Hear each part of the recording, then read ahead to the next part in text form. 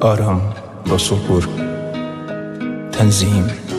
احمد حاجتمند.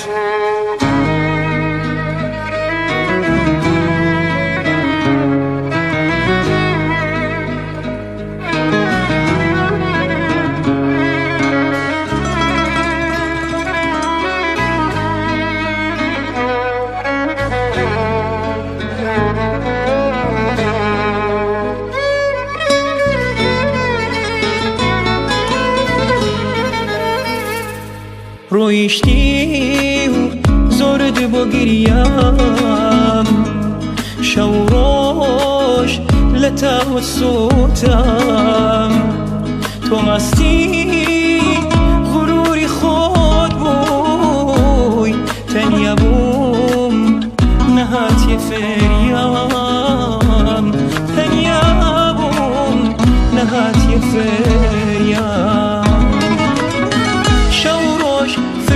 كانم ذكرتنا سروينا كانت لدنيا ضليكم همو لبيتا أسم شكاندري شوروش فرميسكا كانم ذكرتنا سروينا كانت لدنيا ضليكم همو دمتو أسم شكاندري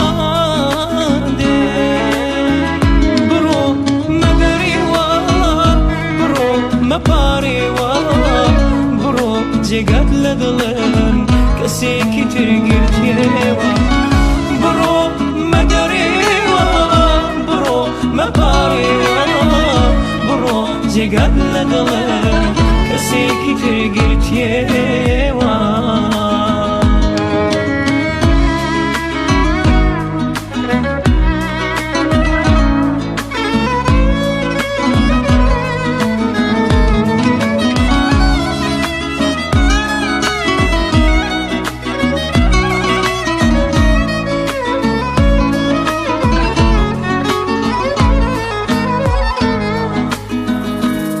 رویشتی بدوای دلخوش یکانت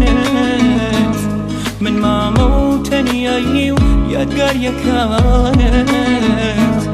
تو نازانی بو من سن بازار بو کزانیم درو بون همو سکانت